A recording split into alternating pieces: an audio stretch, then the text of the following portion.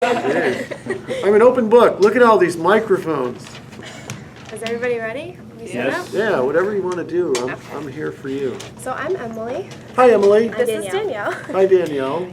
So our first question No for one you. else has names. Who are they?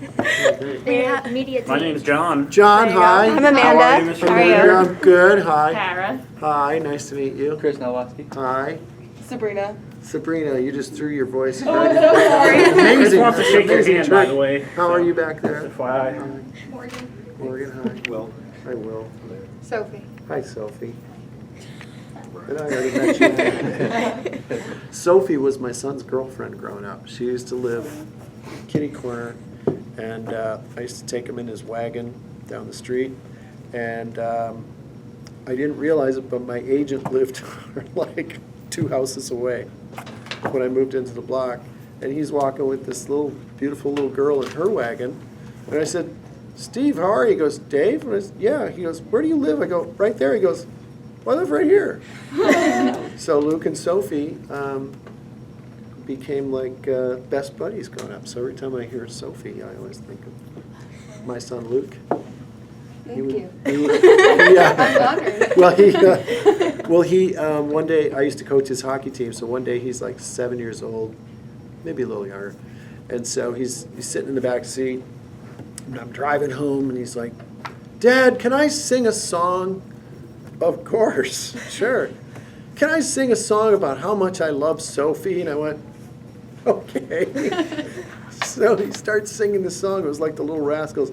My name's Luke, and I love Sophie. I love Sophie. So every time I hear the name Sophie. How old is your son now? He's 24. He's a pilot for United Airlines. So he gets to do the Is that what talking you're on the gonna microphone. So what's that? He gets to do all the talking on the He microphone. gets to talk on the microphone like SpongeBob and Patrick. Yeah. So how can we fly Delta if he's a unit? Ooh, the real question. Just connecting flights, and it's easier for me to fly from LAX to where I need to go. And I'm a pilot too, so I sometimes fly myself to my own gigs. So. That's convenient. It is convenient, but the mechanic just fixed my airplane, taxied it back to my hangar about 8 weeks ago, and forgot to put the brake on, and it rolled back and twisted the tail off. So my airplane has no tail on it right now. Well, how did you get your pilot's license, Mr. Coulier? When I was, my dad flew when I was a kid, so I used to go up flying with my dad. And when I was 18, I got my license. Okay, we're gonna So start what now. is- Yeah. Okay, so at what point in your life did you... Oh, now we have official questions. Yes. Because they're on the Fair iPad. question. All right, okay. So at what point in your life did you know you wanted to be a comedian? I have a very funny family, and all of my aunts and uncles, my mom and dad, they loved laughing. They just laughed all the time, and they were always telling jokes and doing practical jokes on each other, and they used to love watching either comedy movies or comedy shows or variety shows, and they would always talk about the funny things that happen on television or in a movie, and they would always kind of reenact stuff. So that was kind of how I grew up, around people who laughed a lot. So That's awesome. So, what is your favorite part of being a comedian? the paycheck. The favorite part is that you get an idea in your head, and then you can make it into something tangible that people laugh at. I have all these ideas constantly percolating in my fat skull, and I have to get them out. So I'm in the middle of, I just wrote 3 movies. I'm writing a kid's book called The Adventures of Jimmy Booger. More about that later. But it's just, I just constantly have these ideas floating around in my head, and it's so nice when you can take an idea and you go, I'm going to do that tonight, and I hope they laugh. And that's such a great reward, knowing that just nothing, came out and it became something tangible that people can enjoy themselves with. Very cool. Do you remember some of your earliest stand-up routines? I do. I used to do water impressions when I was a kid because we used to have to line up at the drinking fountain, and I remember always running to the front of the line, and I would fill my mouth with water, and I would turn around and I would do like a sprinkler, and then I'd get in trouble and have to stay after school. How did you originally join Full House, and what was the best and worst part of being on the successful show? There was never a worst part. There was never, I mean, that's a dream job. I auditioned. I went in with every comedic actor in Los Angeles and New York, and I was the guy who walked out with the job. But, you go in a room like this, and, they go, okay, great, start. Then you go and you start, and hopefully you're making them laugh, because it's a very weird environment walking into a room of strangers thinking, okay, I'm going to kick their ass with laughter right now. It's a big, huge challenge, and it's nerve-wracking. But I auditioned, and, the audition process is a really tough process. It's hard just to get the audition. You have to be right. You have to look the right way. You have to, say the right things. You have to make their script funny. And so that's the challenge, So that's how I got the job. When you're just starting out in comedy, you dream for a show like Full House every day of your life. And then when it happens, it's kind of magical. It's an amazing journey going from you shoot a pilot, and it's just a bunch of words and people on a stage, and then that pilot goes to a network, and then the network says, yeah, we'll do 13 of these. And then there's that step, and then they go, okay, let's give them a back 9, and then suddenly you're doing 22 shows, and then you wait to see if you're going to get picked up. And, there's so many pilots that get shot that never make it to series. So, the stuff we watch on television is a long, arduous process that takes a lot of failure to get to along the way. But nothing ever bad about Full House. Cool. Yeah, it's like being able to work with my best friends. They're like family, so we goof around a lot. Okay, so how does it feel to have been part of a show that is a household name and has been seen by millions? What legacy do you feel Full House has left? Well, I think it's a great family show. I think that's the legacy. Full House continues we've never been off the air since 1987. We've been syndicated in over 100 countries around the world.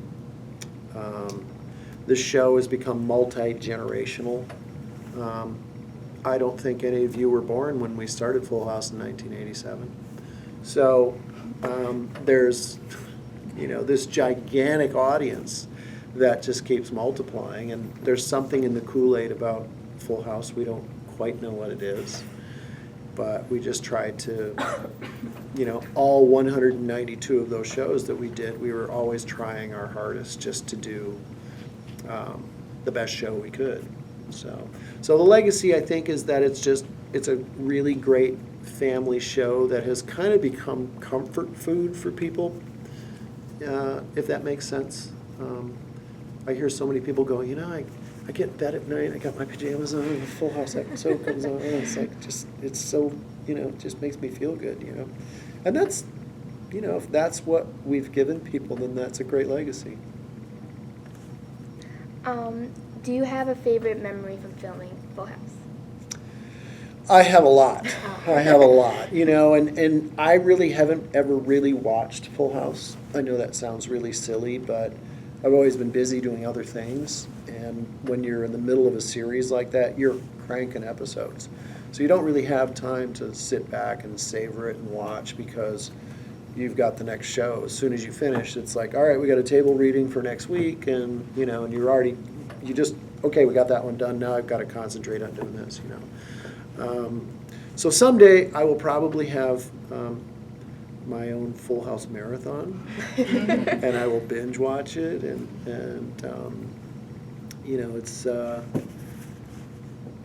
it's remarkable to go from like 0 to where we are now, and be a part of something that I think not only the fans love, but we love it too. When we came back to do Fuller House, it was very surreal being in the house again all these years later, because they always say you can never go back home again, and here we were back home. And it took me a good day and a half to kind of reacclimate myself to the physical space and seeing all those wonderful faces that I love so much in there. So I tend to kind of prattle on. So if you haven't guessed that yet, I kind of ramble a little bit. But. That was actually going to be our next question. It was, how does it feel to be back together with almost the entire original cast of Full House shooting Fuller House? Well, we've never been apart. We've always been friends. We've always hung out with each other. We've always done family birthdays and weddings, and we've been through so much together. For all of those 192 shows that we've done now, well over 200 shows together, I have 4 and 5 days of memories that, become a part of the filming process, and so, just, being able to have that voluminous amount of memory about the funny things that happen backstage, or, a practical joke or something stupid that somebody said. Those are kind of the images. I don't know why I have duct tape. But, I get like 5 days of, you guys get, to see the 22-minute episode. I have a whole week's worth of crazy stuff that happened that makes me laugh really hard. Saget coming into my dressing room and doing something ungodly stupid, or me and Stamos, going to Hawaii on a weekend just because we wanted to go to Hawaii. Let's go to Hawaii. That sounds good. Let's go. And we'd hop on a plane and go to Hawaii. And, it's been really fun. So it's great to be back together with all these people. We're having so much fun, and I think the show is funnier now, certainly, than it was. So to kind of change it up, what is your favorite part about performing at schools like Rutgers, and why? It's a learning experience for me too, because I've been doing this a long time, so I've seen a real evolutionary process with the audience as well. The world has changed a lot since I started doing this when I was 18 years old, and so with that comes change within myself too. I can't still do the jokes or the material or have the same point of view that I had all those years ago. So it's really refreshing to me to come here and be a part of this, and I kind of keep my eyes and ears open, and I learn too. So that's, for me, it's kind of a learning experience. It's fun. Yeah. You're known for doing many impersonations and Really? voices. So what's your favorite impression? I really don't have a favorite one. I do the one that is whatever is making people laugh at the moment, and I know that may be kind of hard for me to explain, but I'll do offbeat impressions. Yesterday on the set of Fuller House, there's an assistant director, and he said, "Can you do a little bit of Albert Brooks for me?" Who here knows who Albert Brooks is? Brilliant comedian, brilliant actor. Some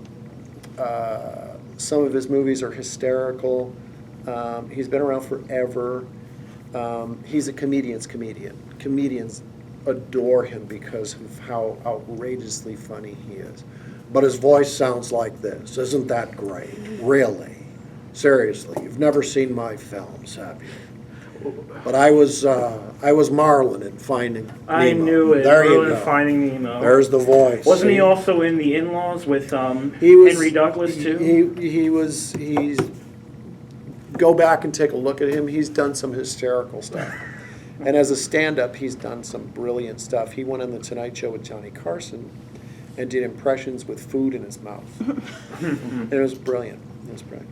But those are the kind of impressions I like doing, or if I'm with a bunch of my knucklehead hockey buddies, I'll do They're like, hey, do Tony for us.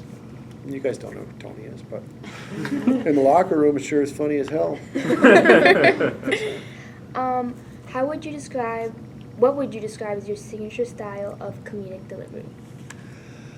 I'm kind of all over the place, you know. I was really tired tonight, so I just kind of just went wherever, and sometimes it's kind of like jazz. You don't know what the next chord progression is going to be. You just kind of just go there, and that's how I like to do my comedy. But I'm kind of like Dana Carvey. I do lots of characters and voices, and my stuff's clean though, like Jim Gaffigan and Brian Regan. So it's kind of I don't just come up and do jokes. And a lot of comedy now is you know exactly what you're walking into when you go to a Patton Oswalt show. You know exactly what you're walking into when you go to a Russell Peters show. You know exactly what you're going into when you go into a Gaffigan or Brian Regan show. You know exactly when you go to a Jeff Dunham show. You know exactly what you're going to get. So mine is a bunch of different things, you know. I do a little observational, I do some voices, I do some characters, I do some music, I do, you know, impressions. So it's kind of all over the place, but in my own head there's a structure. There's a beginning, a middle, and an end, or it wouldn't work. So I guess that's my comedic style. Mr. Coulier, if I could just ask You this just quick call me question. Dave. All right, Yeah. Dave. Yeah. Cool, just making sure. Yeah.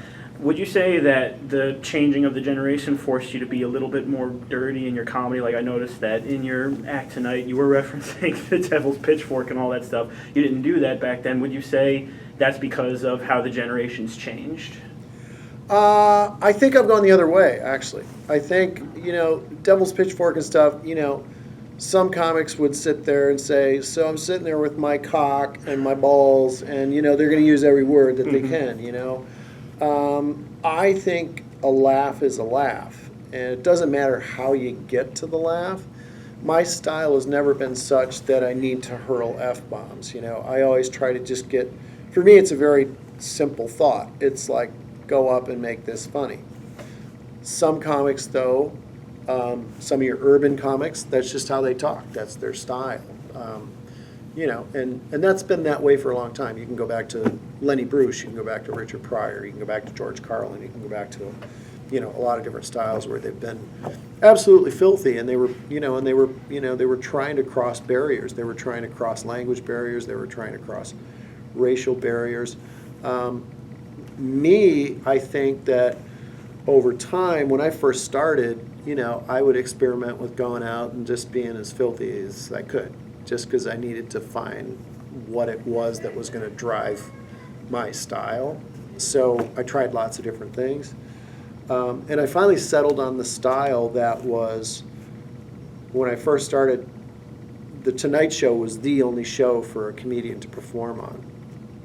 There was only ABC, NBC, and CBS. Those were the three networks. And so if you wanted to get on The Tonight Show, you had to do clean material. Mm-hmm. And once I did The Tonight Show, I just never veered away from that. I just said, oh, this is my style. I can be clean and funny. So. Awesome. That's our last question. Thank you so much. Thanks. Thank you. Thanks. Tend to rattle on. Yeah, So. Thank you all very much, Dave. You're very welcome. Thank Thank you. you. Thanks. Excited for hockey season? Heck yeah, I'm going to go back to the hotel and watch some tonight on my my NHL. You still a Red Wings fan? I am. I'm going My to. Stars are going to beat you. I'm actually. The Stars look really good They this are year. really good. They're always good. They're not always good. I know. They've been good since like they got Tyler, Jamie Benn. Jamie They're Benn, good. yeah. I'm going to the Red Wings game tomorrow, and I'm Yeah? actually doing the color broadcast in between periods tomorrow. So, yeah. Think the Blackhawks are going to take the Stanley Cup again? No. Maybe someday. I don't know about this year. You know, I think the whole Patrick Kane thing's kind of put them in a little bit of a funk.